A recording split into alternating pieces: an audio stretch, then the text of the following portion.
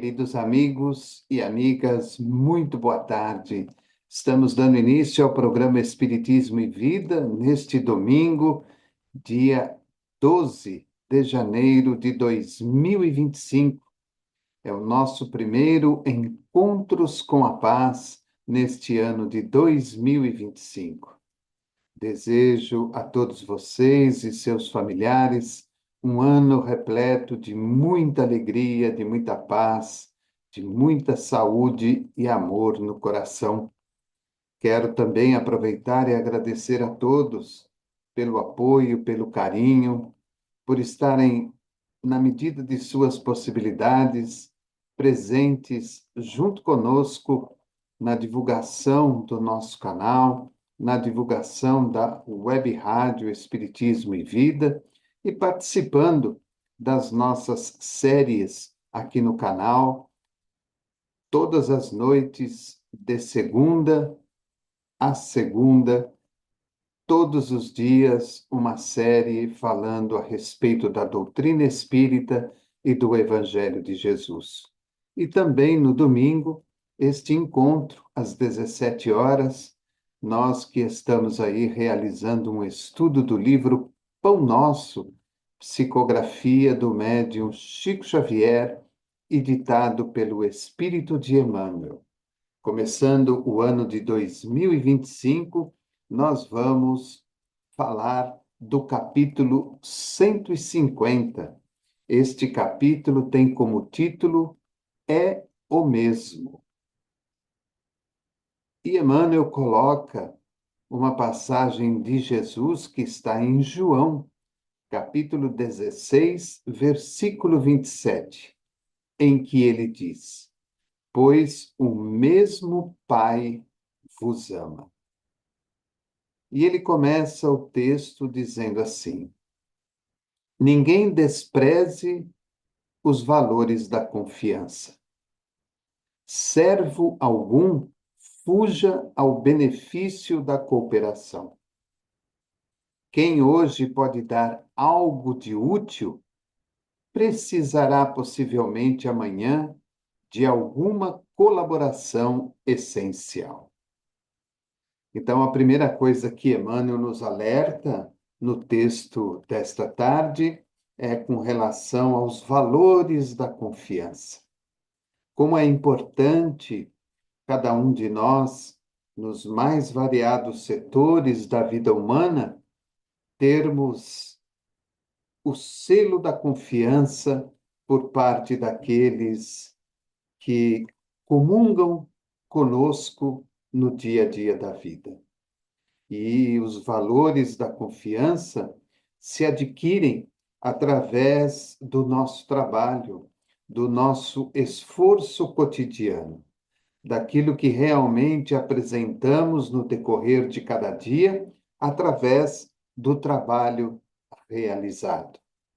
Nada, claro, de muito especial, até porque ainda somos espíritos limitados nas nossas tarefas de cada dia, mas todo o pouco que realizamos, toda tarefa que colocamos em prática no decorrer de cada dia, vai fazendo com que perante o trabalho, perante o movimento, perante a casa espírita, nós possamos receber então os valores da confiança.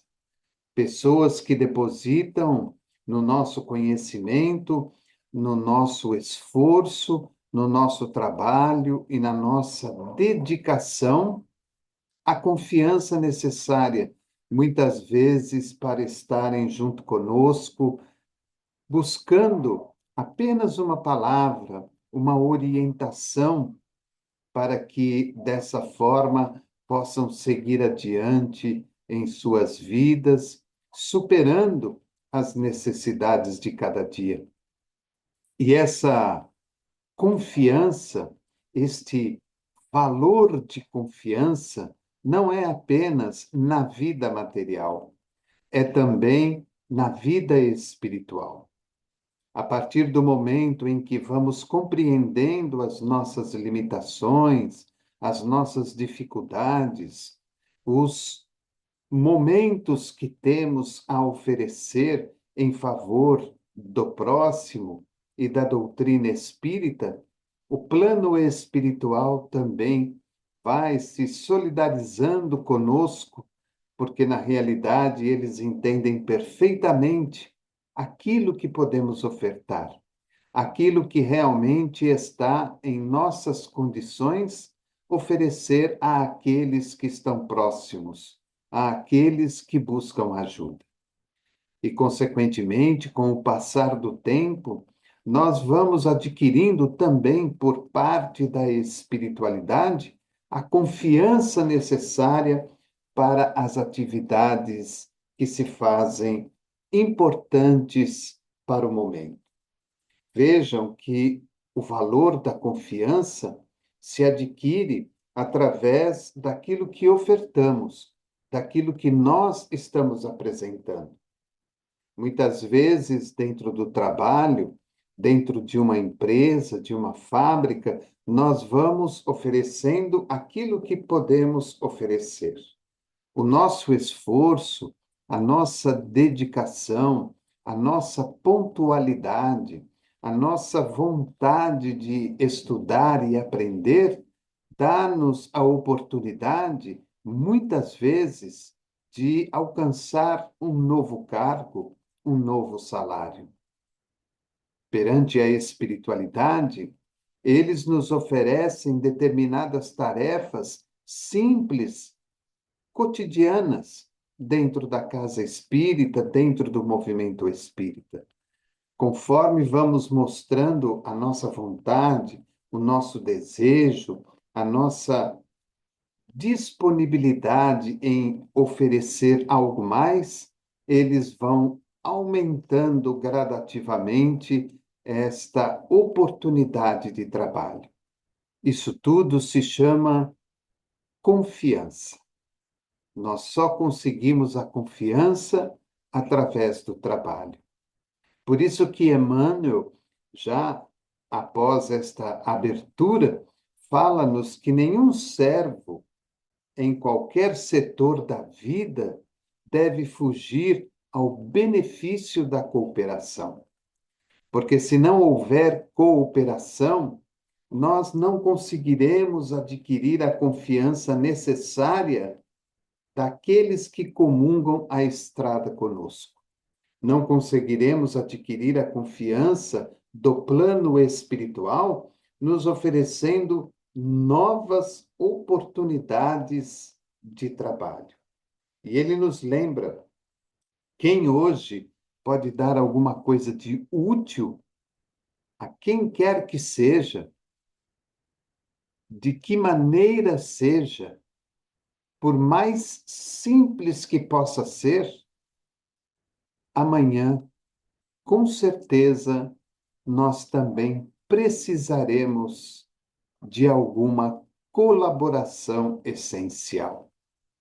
Isso é a confiança. A confiança que faz com que, nesta troca, tanto aquele que dá como aquele que recebe vão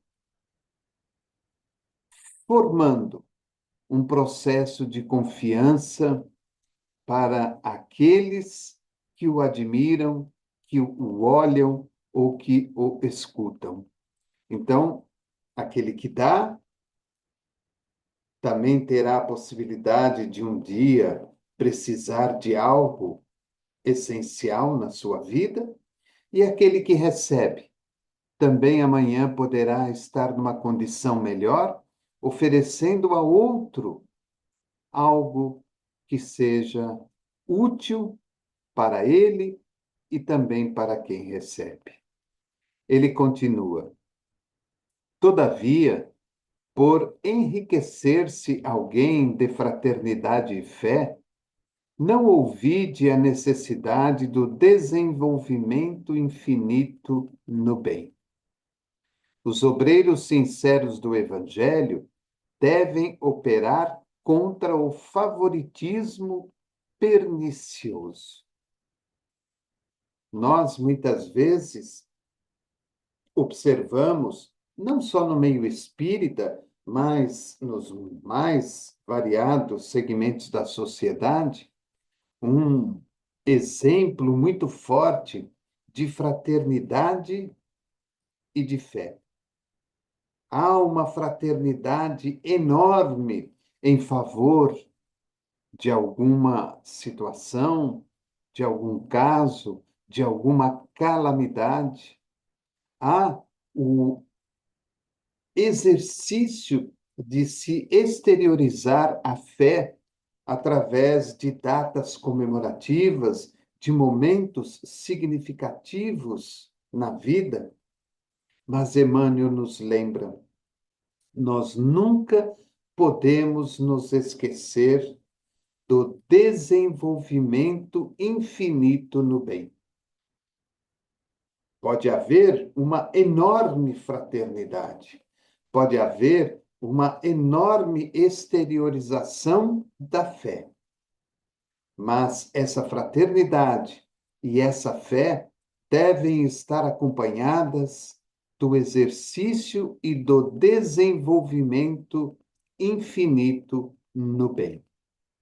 Vejam como que o valor da confiança vai sendo destrinchado pelo próprio Emmanuel, vai sendo colocado em pontos específicos da nossa vida. Então, a fraternidade, aliás, a confiança, ela se faz através da cooperação, ela se faz com a certeza de que aquilo de útil que nós podemos oferecer hoje, amanhã nós também talvez precisaremos receber a ajuda de alguém. Essa confiança se estabelece através de uma plena fraternidade e de um exercício também pleno da nossa fé. Mas é necessário que haja o desenvolvimento no bem. E esse desenvolvimento no bem se faz através do exercício contínuo da caridade. Por isso que logo em seguida ele fala que aqueles que são obreiros sinceros do evangelho devem operar contra o favoritismo pernicioso. Quando muitas vezes nós estabelecemos determinadas posturas, pensamentos, sentimentos, ações, palavras que se tornam únicas para cada um de nós. Colocamos favoritismo em determinadas situações, em determinadas pessoas. E ele fala que o obreiro sincero do Evangelho deve operar contra esse tipo de situação, da qual ele chama de perniciosa. Porque as nossas atividades para o bem, para que o verdadeiro selo de confiança se estabeleça na nossa vida, deve ser feita de uma maneira totalmente aberta, onde nós vamos dar de encontro não apenas com aqueles a quem admitimos como favoritos da nossa vida, mas vamos abrir este leque do bem, do infinito bem, em favor de uma grande multidão, de um grande número de pessoas que muitas vezes nem fazem parte da doutrina espírita, nem são espíritas, muitas vezes nem fazem parte da nossa vida comum. Ele continua: a lavoura divina não possui privilegiados. Em suas sessões numerosas, há trabalhadores mais devotados e mais fiéis. Contudo, esses não devem ser categorizados à conta de fetiches, e sim respeitados e imitados por símbolos de lealdade e serviço. Um parágrafo importantíssimo para a nossa profunda reflexão. Não há, na lavoura divina, pertencente a Deus, nenhum tipo de privilegiado. Nenhum. A lavoura divina não possui privilegiados. Nas suas sessões numerosas, olha que interessante, nas suas sessões numerosas, que vão além do que nós possamos imaginar, nós vamos encontrar companheiros devotados e mais fiéis. Isso vamos encontrar em toda parte, em todo segmento religioso, em todo campo de trabalho, na vida da sociedade. Na arquitetura, na engenharia, na medicina, na ciência, em toda parte, nós vamos encontrar nessas sessões numerosas da lavoura divina aqueles que são mais devotados, aqueles que verdadeiramente se dedicam àquilo a qual tomaram como caminho para as suas vidas. E vamos encontrar também aqueles que são fiéis, legítimos fiéis no cumprimento da palavra que recebem. Mas nós não devemos fazer dessas pessoas, os devotados e os fiéis, fetiches para cada um de nós. Nós devemos apenas respeitá-los e imitá-los por símbolos de lealdade e serviço. Então, é como se nós pegássemos, por exemplo, o Chico e o Divaldo e colocássemos cada um deles num patamar superior, num altar superior, como aquilo fosse um fetiche para nós, como aquilo fosse algo de privilégio. Não é essa a tarefa que a lavoura divina nos ensina. Nós devemos respeitar esses dois irmãos. E nós devemos procurar, na medida de nossas possibilidades, imitá-los, porque eles são para nós, no nosso limitado campo de visão e de entendimento, símbolos de lealdade e serviço. Então, quando pegamos o Divaldo e o Chico, nós poderíamos aqui pegar tantas outras personalidades do mundo religioso, do mundo em comum. Nós vamos encontrar nessas pessoas companheiros devotados, companheiros fiéis àquilo que estão oferecendo ao próximo, à humanidade. Então, não façamos deles companheiros privilegiados, não façamos deles companheiros que estão num altar superior. Procuremos fazer deles símbolos de lealdade e serviço. Nós os respeitamos, nós procuramos, na medida das possibilidades, imitá-los e fazemos deles este símbolo de uma pessoa leal àquilo que acredita, de uma pessoa que trabalha, que oferece o serviço que pode em favor dos outros companheiros que estão ao seu lado.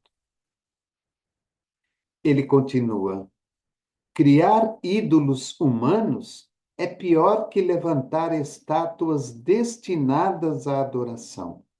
Olha que interessante. Quando voltamos à história da humanidade, principalmente as antigas civilizações, o que nós mais observávamos nessas civilizações era justamente as estátuas destinadas à adoração. Ainda hoje, nos deparamos com esse tipo de situação. Não de forma tão ostensiva como anteriormente, mas ainda faz parte da nossa sociedade humana. A adoração de estátuas. E ele coloca uma coisa que é muito importante. Criar ídolos humanos é pior que levantar estátuas destinadas à oração. Porque ao levantar uma estátua da qual eu vou adorar, é uma decisão íntima, pessoal, particular minha. Agora, quando eu vou criando ídolo humano, eu vou colocando essa pessoa num patamar superior. E colocando-a num patamar superior, eu passo a idolatrá-la, eu passo a ver nela tudo aquilo de bom que eu também gostaria de realizar. E vejam como essa situação nos abre uma bifurcação à frente dos olhos. Porque nós podemos encontrar o ídolo que criamos não nos oferecendo nada de útil, não nos oferecendo nada que nos eleve à condição moral e espiritual, ou também podemos criar um ídolo que nos ofereça o bom, o melhor, a moral elevada, a elevação, o crescimento e o desenvolvimento. Quando olhamos para a nossa sociedade de hoje, e isso já faz parte do roteiro da humanidade, mas hoje está ainda em maior evidência pelo fato da globalização, pelo fato das redes sociais, vamos criando ídolos, seguindo estes ídolos que nem sempre nos trazem aquilo que há de melhor. Criar ídolos humanos é pior que levantar estátuas destinadas à adoração. Estamos fugindo à verdadeira lavoura divina, porque a verdadeira lavoura divina, dito anteriormente por Emmanuel, não possui privilegiados. É muito importante nós lembrarmos na nossa tarefa cotidiana de explanar de uma maneira muito simples a respeito da doutrina espírita e de Jesus, vez ou outra comentamos a possibilidade que tivemos de conviver bimestralmente com o nosso querido Chico Xavier durante quase 8 anos. E muitas vezes as pessoas idolatravam o Chico de uma tal forma, de uma tal maneira, que o próprio Chico ficava desconcertado com aquela situação. O Chico era realmente um espírito missionário, um espírito de uma bagagem elevadíssima, um espírito de uma mediunidade maravilhosa. Mas nós não podemos nos esquecer que o Chico estava reencarnado. E pelo fato de estar reencarnado, Chico se colocava na mesma condição de todos nós. Uma pessoa comum que tinha lá as suas carências, as suas necessidades, as suas dificuldades, as suas dores. Mas vejam como que é interessante. Pelo fato do Chico se tornar devotado e fiel àquilo que ele aceitou como roteiro de vida, àquilo que ele aceitou como uma bússola orientadora na sua caminhada, que foi a doutrina espírita, Chico passou a ter, por parte da sociedade e por parte do plano espiritual, o selo de confiança. E a partir do momento que o Chico recebe este selo de confiança, ele passa a ter uma assessoria muito maior do que uma pessoa comum. Por isso que Emmanuel vem reforçar nesse texto a necessidade de nós trabalharmos este processo em nós mesmos. Criar ídolos humanos é pior que levantar estátuas destinadas à adoração. O mármore é impassível, mas o companheiro é nosso próximo, de cuja condição ninguém deveria abusar.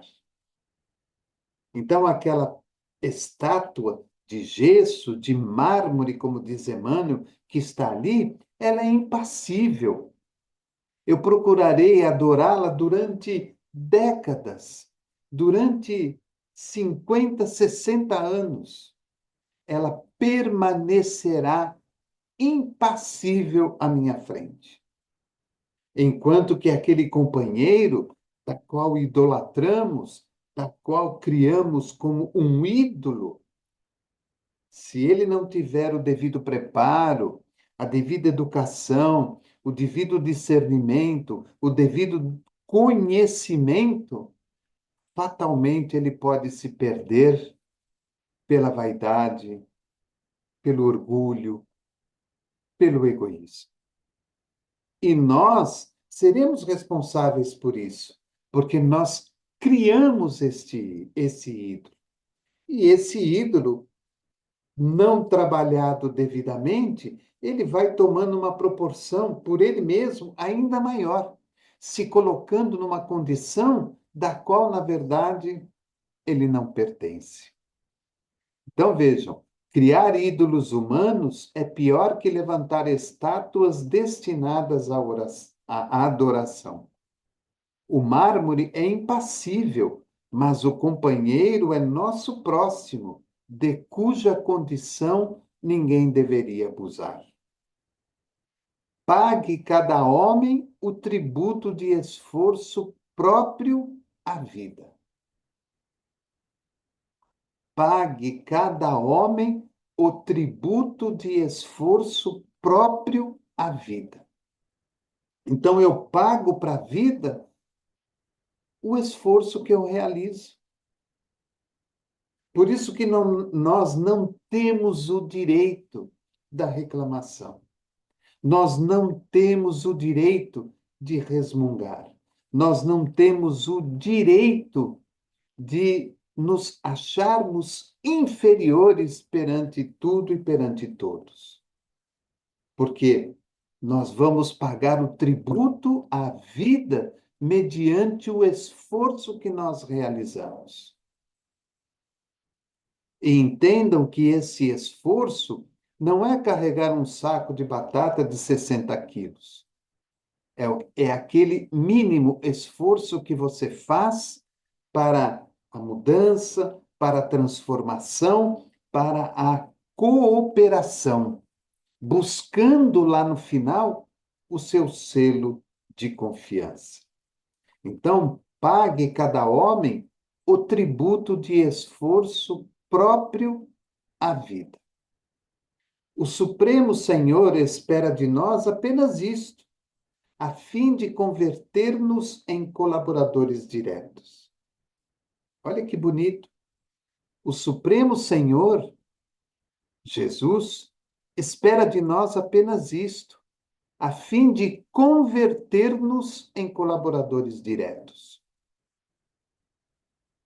Há um esforço, há uma dedicação, há uma colaboração, há uma fidelidade. Há, acima de tudo, uma compreensão dessa lavoura divina que tem inúmeras seções. E nós temos que entender que esse esforço próprio não está infinitamente ligado à questão religiosa, mas está ligado a todos os setores da vida da qual nós estejamos ligados. Na família, no trabalho, na escola, no lazer, no passeio, na religião. na sociedade, na rua, em toda parte. Então, nós pagamos o tributo do esforço próprio à vida. E a vida nos recompensa a partir do momento em que há este processo de confiança. Então, eu dou à vida, porque confio na vida, e a vida me oferece um retorno, porque ela também passa a confiar no meu trabalho. Sem ídolos, sem preferências, sem nada, todos no mesmo patamar, todos no mesmo caminho, cada um de conformidade com a sua possibilidade. Ele continua. O próprio Cristo afirmou que o mesmo Pai que o distingue ama igualmente a humanidade. Por isso que Emmanuel coloca no começo do texto essa passagem de Jesus que está lá em João 16, 27, capítulo 16, versículo 27, quando Jesus fala: Pois o mesmo Pai vos ama. Porque talvez muitos poderiam acreditar que Deus, o Pai, ama só Jesus e o tem como privilegiado. E isso não é uma realidade, porque Jesus se fez homem, Jesus se fez presente no planeta para exemplificar e para que nós o tomemos como símbolo, como modelo para a nossa vida. O próprio Cristo afirmou que o mesmo Pai que o distingue ama igualmente a humanidade. Então, todos estamos na mesma condição. Toda a humanidade é amparada e amada pelo Pai, que é Deus. O rico, o pobre, o são, o doente, o virtuoso, o criminoso, todos nós. Mas o trabalho no bem, o trabalho fiel, o trabalho de cooperação, o trabalho de sinceridade, de devotamento, é que vai fazer com que cada um de nós busque o seu selo de confiança. Por isso que ele começa lá em cima no texto dizendo: ninguém despreze os valores da confiança. O Deus que inspira o médico é o que ampara o doente. Olha que bonito. Deus se utiliza de inúmeras ferramentas, das suas inúmeras sessões nesta lavoura divina, para inspirar o médico para que ele trate bem o doente. Mas também Deus é o mesmo que ampara o doente, para que ele acredite e confie no médico que o está atendendo. Olha a confiança de novo vindo à tona para nós. Hoje nós vemos trabalhadores da saúde em todos os seus setores muito mais voltados a Deus, muito mais voltados a Jesus, muito mais voltados a uma determinada religião, muito mais voltados à espiritualidade. E isso favorece para que eles sejam verdadeiramente inspirados naquilo que realizam. Mas esse Deus que ampara o médico é o mesmo que ampara o doente. Não importa que asiáticos e europeus o designem sob nomes diferentes. Invariavelmente é o mesmo Pai. Muito bem lembrado isso. Não tem problema que os asiáticos o chamem de uma maneira, que os europeus o chamem de outra forma, que o brasileiro o chame de uma outra maneira também, não importa. É o mesmo Deus para todos. Invariavelmente é o mesmo Pai. Porque há de se respeitar as filosofias, há de se respeitar as religiões, há de se respeitar as tradições, há de se respeitar as civilizações. Mas todos eles, todas elas, estão falando invariavelmente do mesmo Pai Criador, que é Deus. E ele termina o texto dizendo para nós: conservemos, pois, a luz da consolação, a bênção do concurso fraterno, a confiança em nossos maiores e a certeza na proteção deles. Contudo, não olvidemos o dever natural de seguir para o alto, utilizando os próprios pés. Então, Emmanuel pede para nós que nós conservemos, dia após dia na nossa vida, a luz da consolação. Consolamos, mas também somos consolados. A bênção do concurso fraterno, que nós recebemos diariamente de inúmeras pessoas e que também podemos oferecer àqueles que nos procuram. E ele volta de novo a dizer: a confiança em nossos maiores. Quem são os nossos maiores? Os espíritos que nos tutelam, os amigos espirituais de outras vidas, os nossos familiares, os nossos antepassados.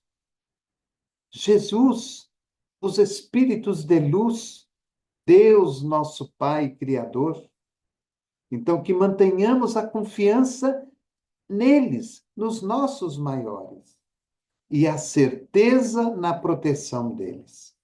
Porque se confiamos neles e temos a certeza de que eles estão nos protegendo, estamos aí solidificando o nosso selo de confiança, de nós para com eles, deles para conosco, de nós para com a vida, da vida para conosco.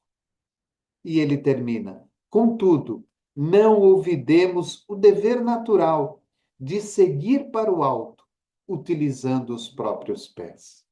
Qual é o nosso dever natural na vida? É seguir, não em frente, mas seguir para o alto, elevando-nos em todos os sentidos da vida, mas com os pés na terra, utilizando os nossos pés na caminhada cotidiana de cada dia. Então fica aí a nossa mensagem, a nossa primeira mensagem do ano de 2025. Livro Pão Nosso, Chico e Emmanuel, capítulo 150, é o mesmo.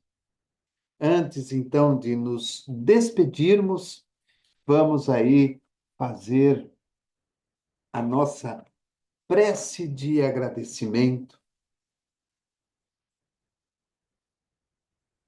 pelo ano de 2024 que se encerrou, por tudo que conseguimos, por tudo que alcançamos, e que no ano de 2025 ele seja para nós um dia, aliás, um ano de muita atividade, de muito esforço, de muita confiança, de muita felicidade e saúde para todos nós na nossa caminhada. Senhor, no silêncio deste dia, venho te pedir-te saúde, força, paz e sabedoria. Quero olhar hoje o mundo com os olhos cheios de amor, ser paciente, compreensivo, manso e prudente. Ver além das aparências teus filhos, como tu mesmo os vês. e assim não ver senão o bem em cada um deles.